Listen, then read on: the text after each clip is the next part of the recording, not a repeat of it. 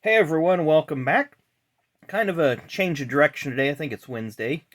So good Wednesday. Hope you're all having a good Wednesday out there. Little change of direction for what we normally show on the channel. It's going to be NASCAR related, but it's not going to be cards or diecast or books or anything like that. In fact, it's going to be something that I just came across it here in the room when I was moving some stuff around, and I've had this for a number of years. There was a Nintendo version of this, but there's also a PC version that I'm going to show you. And it's Bill Elliott's NASCAR Challenge by Konami. There's what it was for. So you can see 16 color, 640K. We'll get to that here in a minute. This picture is from the 1990, I'm pretty sure it's the 1990 Winston 500, based on the cars that are here. So obviously you got Bill Elliott, and they've taken the Coors. You can still see the Coors lettering, the Coors branding right there, but they put the Konami on the hood just to, not have the Coors branding. You got Chad Little here, who was in the Tyson Bullseye barbecue sauce car. Morgan Shepherd was in a Motorcraft car. Phil Barkdahl's Slim Fast car, Mickey Gibbs' Days In car. There you can see the Prestone still on the hood of Lake Speed's car back here. Then on the outside we have a Buick, and I'd have to look and see who was driving a Buick and a Pontiac that day. But definitely from the layout, and I've seen this picture unedited before, so I know that it is a Talladega pick.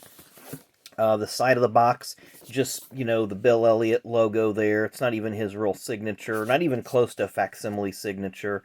NASCAR Challenge. Same with the top, same with the side, and same with the bottom, so just very generic. I'm going to turn the box over, and we're going to zoom in. I'm going to actually move the camera here so you guys can kind of see this a little bit better.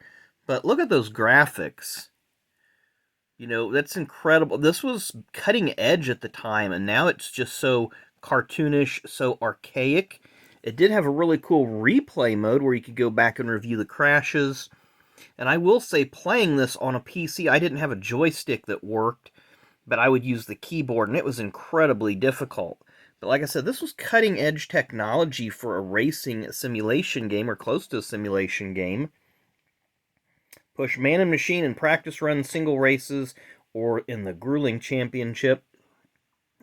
There you see what supports AdLib, Sound Blaster, Roll'em NT, and Tandy soundboards. Not sure what any of that is. And let's see what are... And I apologize for moving this camera around. I just wanted you guys to get a feel for everything here on the box, so that way you could pause this and read it. And the tracks were pretty accurate in terms of the layout. It's definitely not like the iRacing, but for this day and age... Actual gameplay, blah, blah, blah. So we're going to get into the fun part of it here. We'll just show you all the contents of the box. We'll take this off. We'll get to this purple thing here in a minute, as well as the instruction manual. But it had two types of floppy disks that you could load up. I don't even know what this thing is. Oh, it's just all the little propaganda they put in there. But you had 4 different of this type of disc. I don't know if you guys remember these type of floppy disks that you inserted into the computer, but it did have this type of floppy, or at the time, the newer type of floppy, which held more information. So this is disk 1 and 2 equivalent of that, and this is disk 3, 4 equivalent of that. Now, when you would load this game into the computer, it had a screen that you would go to, and then you'd see these tracks on here. And it's got all different layouts of tracks, and there's numbers beside it. And each track is just slightly different, depending on which way, like the way Sears Point or Watkins Glen is flip-flopped, or Daytona, depending on if it has the road course or whatever. And it'd pop an image on the screen, and you had a corresponding number to it. So it might give you a number, and you had to flip through different tracks till you found the one that matched. Now, try as I might, I tried running this through a photocopy machine. See, it says a pass, and this prevented people from just copying the game from computer to computer. Password screen appears after the title screen. On this password screen, you see a number and a picture of a race. Refer to this password booklet to find out which track goes with the number that appears on the screen. Then scroll through the pictures of the tracks until you reach the track that goes with that number. Press enter to continue. And I think it would give you 2 or 3 tries before it would just shut, it would shut down, then you'd have to reboot it again. So it was always a pain. But yeah, this did not show up on the photocopy machines. I don't even know that it would show up on a color printer today. But it's kind of interesting. And then you have your instruction manual, or as they call it, an owner's manual. Thought that was kind of cool, with the same photo that you've seen on the front of the box. So we're not going to go through all this real detailed, but just kind of give you an idea of like an introduction, and then a history, talking about the history of NASCAR, so that's kind of cool. Excuse me. Then it kind of tells you how to prepare the game, the password instructions, car selection, and I'm wanting to say you just had Ford, Chevy, and Pontiac at the time to choose from. Maybe, yeah, here we go. You had Ford, Chevy, and Pontiac. Even though that they had Buicks and Oldsmobiles, I don't think they offered those in gameplay. Then you have tracks. It just kind of tells you a little bit about each track, which is really cool. So I'll show you each page here, and if you guys want to pause it and kind of look at each page. Very interesting to kind of go back into this and then look at all the ways that the NASCAR gaming has changed. I'm not on iRacing. I don't have a sim rig. I don't have the time, the space, or the money for any of that. I'd love to give it a shot sometime, but we'll get there at some point. Tells you how to practice. You have this auto qualify feature if you don't want to run the qualifying lap.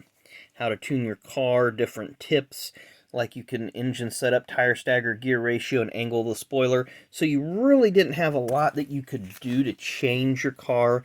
Tells you what the stagger does, how that affects it. Gear ratios and the angle of the spoiler and how that will change the speed and the handling of your car. How to drive your car, tells you all the instrument panels, instruments on the dash panel there, tach, oil gauge, etc. Let you guys read that. Get you into race mode here. Tells you the different things about how you can get out of a race, the different flags and what they mean. Things you can do during pit stops, when accidents happen. Instant replays if you want to go back. There's 6 different replays you can cycle through. So it's a really interesting game. It wasn't my favorite NASCAR game, but it definitely filled the void for me because there really wasn't one. There's the Bill Elliott on the screen. So very, very archaic graphics. And then there's a little glossary of just all sorts of racing terms and so forth. And then I think that's it. Yeah, wow, they actually printed that on the inside of the back cover. So anyway, it wasn't my favorite NASCAR racing game. Probably my favorite, because I don't have a lot, and I've never did a lot of gaming. Probably my favorite NASCAR racing game is Dirt to Daytona. I just like the fact that you had 4 different series to pick from, or was it 3? No, it was 4 because you had the Dirt Car series, the Modified series, the Trucks, and the Cup, and you could race on literally almost every track on the circuit. I thought that the graphics were great. I thought that the physics and the AI was really great. And there's multiple levels that you could go through. You could do single race, you could do season, you could do career. So it had a lot of options. This was just pretty much straight up, just run with it. And some of the tracks were easier to drive than others. I don't have a lot of recollection with this because I kind of got burnt out on this one really quick. Like I said, it wasn't my favorite, but it did fill the gaps in between. There's actually another game, and I don't see it here with me, and I'm not going to do a review on it, but if you ever look up Richard Petty's Talladega for Commodore 64, that was a previous NASCAR game, and it was really, really horrible. But it kind of was this game was kind of a stopgap between that and then the Papyrus line that would come out in the mid-90s. for PlayStation and the other consoles. So anyway, hope you guys enjoyed today's video. Like I say, it was just kind of a little different tour, a little different. We just kind of went off our normal path a little bit. I don't have a lot of stuff to open right now, so I still want to provide you guys different content and fresh content, and give you something, a little peek at my past, and a little peek at things that were out there when I was growing up. So thanks again for watching. Make sure you hit that like button, hit that subscribe button. Come back and see us tomorrow. We'll always have something different for you, something new, something fresh. So thanks again for watching. Enjoy the rest of your Wednesday.